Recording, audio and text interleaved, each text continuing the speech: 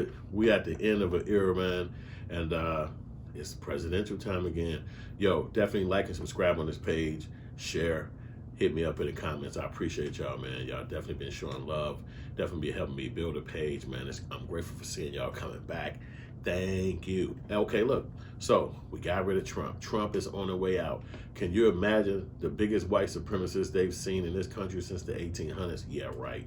No, ain't that some crap? Because every company I've ever been to, every business you ever go to, every piece of outfit you wear in America is controlled and owned by white supremacists. You can best believe that. And so every downtown, believe me, they don't just own the presidential offices and shit like that. They judges and everything else. When you saw them going down in the insurrection, that was the entire America, entire white America. So what we saying about that is Joe Biden is coming in, and Trump and his supposed team of whites are going to go and disappear. But you know that's not true. But for now, it's an inauguration, and it's actually today. You know, I went to President Obama's inauguration. That was like my first time in D.C. I was so fucking cold out there. It was the freeziest. Everybody was like, "You from Chicago though?" But it was so cold because we stood outside overnight. So you were standing outside in the crowd of probably about 2,000 people physically bunched in, because we were standing on the outside of a gate, and we went out there around about 1 in the morning, and they kept us out there until 12 the next afternoon. 12 in the afternoon. So we had froze from 1 in the morning all the way to 6, 7 in the morning, all the way to 12. And then when they let you inside the little gated area, they closed it off, and there was no food. He was stuck in that area until the president walked through. It was rough. And so after a while, they could understood that they was not feeding thousands of people, and they let the people come through with these trucks with big gigantic Polishes or something they had out there in DC. I guess Polishes or something, and some lady opened a coffee shop so people could drink coffee, because it was real bad that we were just standing around every hours waiting for them to let us in.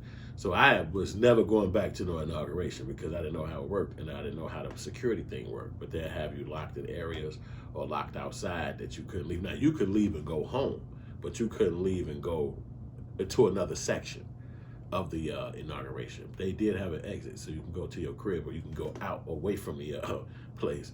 But anyway, what we're going to do about the people up there now, is it going to be another war? Is it going to be another insurrection? I believe it is. I believe that white people can't stop other white people. So if I'm a Caucasian, I can't tell another Caucasian what to do. So most times in their race, you see most white people just go along with another white person. So if one white person say, "Hey, this person did something to me," no white person is going to stand there and say, "Prove that he did it." Most white people are going to say, "Hey, what did you do to them? Well, let me see. Well, hold them until the police come." So they're not going to look at you and say, "No, they didn't." They're going to look at you and say, "Well, wait a minute, let's prove that they did it." And it's just case and time about that happening. Even with the little young girl, Maya Ponsado, who stopped a black guy, Soho Karen, in the store, and she beat him down, grabbed the kid and yanked him down. But then the manager of the store was like, "Let me check the phone," instead of saying, "Hey, you fucking jumped on one of my patrons." It's just how the world is set up. So the people getting away with being insurrectionists, they not called terrorists, they not called murderers, they just call these nice, sweet names like rioters and people who are against America. They wearing their patches. They actually gangbangers, because they wearing the colors and patches and stuff of their different parts of white supremacy, like, you know, axes and shit like that they use to represent the old Viking whites and whatever that they follow and look up to. But we as blacks are treated in the worst fucking conditions. For instance, they got YFN Lucci right now, the young kid who did a murder in Atlanta, and they pushed the person out the car, and he's actually being charged with murder. And he's going down for murder because he's in jail right as we speak. But the people up there in the insurrection fighting wild and trying to get inside the building, they arrest them. But some lady got murdered. A few other people got killed. None of the insurrectionists, none of the rioters are charged with murder. So it's two separate countries. And so you got some black people who can succeed in that. They can go to jobs, they can go to college, or they can go to working, or even for themselves, and they can succeed in that. And then you got some blacks that they will never be able to succeed in that. It just won't work out. It's like no matter when I go around whites, all they see is the hypocrisy. All they see is the negativity. All they see is the the way that they kick it, the actual way that they kick it. Because you almost can be faked out with the news. The news will pop up there and say, hey, what's going on up there? That's not right.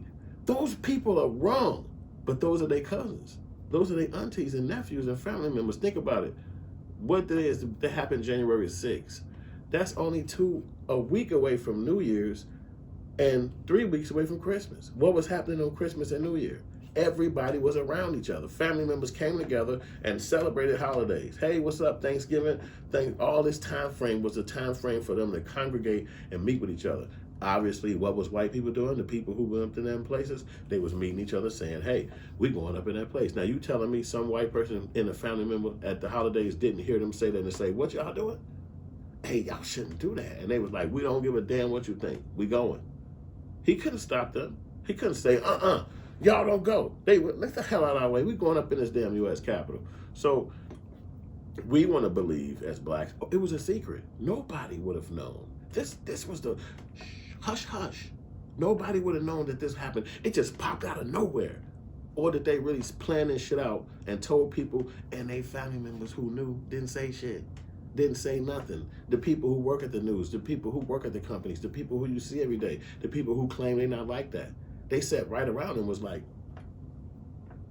and now this happened and it's over with. Oh my God, I can't believe they did that. Why on earth would they do that? It's fake. It's all a big ass blur of bullshit.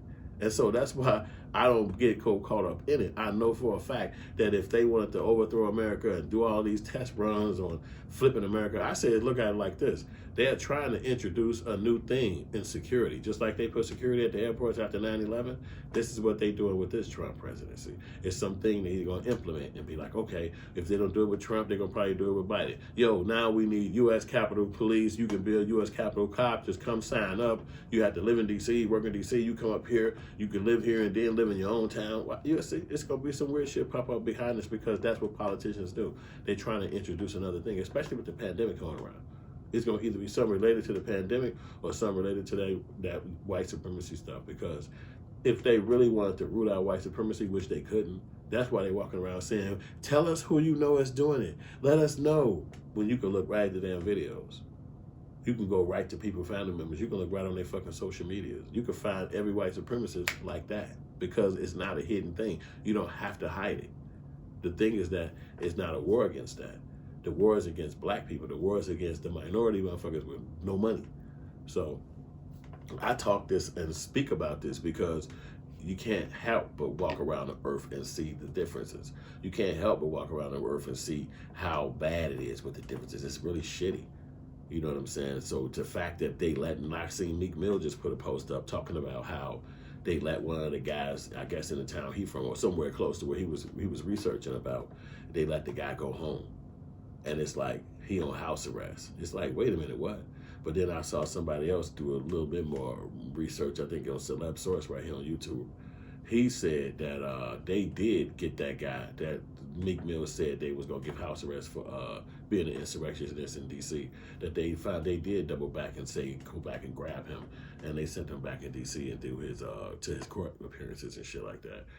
And locked them up. But that's critical because Meek Mill was on fucking probation for 11 years. And everything happened in his life, even William 10-speed, William motorcycles and shit, whatever he did got him locked back up in jail over and over and over.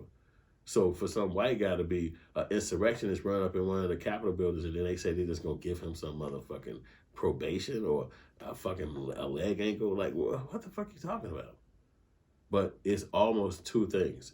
It's either they support each other like family members because they knew that their family members would be doing this shit. So they saying, hey, okay, they did do it. So, you know, I'm going to have a heart for them because technically they don't mean, they're not, this is American or what. Okay, fine. Or that shit's fake. It's either one or the other. Or that shit's all phony. That shit's not what we want. This is just some test run, like a fire drill. But they called it a insurrectionist. Y'all run up in there and tear the building down. Let's see what kind of response we get. We don't know because we definitely ain't a part of their world. You know what I'm saying? So I had to talk about that because now we getting Joe Biden presidency. What do we expect? What is this guy going to do? As far as I'm concerned, he said some of the most racist shit before he's even become the president. Y'all don't like me. You don't vote for me. You ain't black. What? Do he even know how to talk to black people? Oh, that's right. He the 94 crime bill leader, so I guess he really don't know how to talk to white people. He know how to set up situations for your ass to go to jail. Kamala Harris, too, getting niggas locked up over and over and over up in D.C. I mean, in San Francisco. But she still made it. They made it in, so be it. That's the Democratic side of the game. But then you got Biden telling the black people in the Black Caucus, quit talking about all of this situation about defund the police. And don't ask me nothing about what I'm going to do in my first 100 days. This is what he actually said. They got this, but he was talking to the Black Caucus. You can actually go and redo this, your research and rewind these videos. This is recent. This is like 2 weeks ago. So they all coming out like, damn, why he Jap City and also why he going crazy on us like that? What's wrong with this motherfucker? This is the stuff you got to think about when these people finally get in power. If they sing these words in English and they sing it out loud now, what will their actions be? What will their actions be towards the minority, towards black people who've been here since they've been here, 400 years, and still the lowest class citizens in here? I want to see some differences, man. I want to see some action. I don't want to just see them sitting around talking and playing games and acting like we the problem, because you know it's going to start happening. Just like it happened when Obama was in. We're going to start getting police brutality, police killing blacks and all this stuff. Are they going to come out and do something about it? Since they both worked in the area of jurisprudence. What's going to happen? You know what I'm saying? So y'all can let me know in the comments, man. And y'all can tell me what you think about Joe Biden, Kamala Harris being the vice president and the president. What is going to happen? Are they going to be an ally, or are they going to be an enemy? Are they going to be someone who helps our country? Is it going to be someone who don't? You let me know in the comment section. I want to see if y'all been watching, if what y'all think about this inauguration. Like I said, I've been to one before. I would never go back again because it's definitely not my swag. You know what I mean? I guess it was more monumental what I went the first time for. But that would be all I can. DC is a very small city too, so it's like, well, it's not my style of a location. But, let me know what y'all think, man. This your boy Hood. I'm hollering at y'all again from the Hood Films channel. Thank y'all for watching. Thank y'all for hollering at me. Like and subscribe. And I'll get back with y'all in a minute.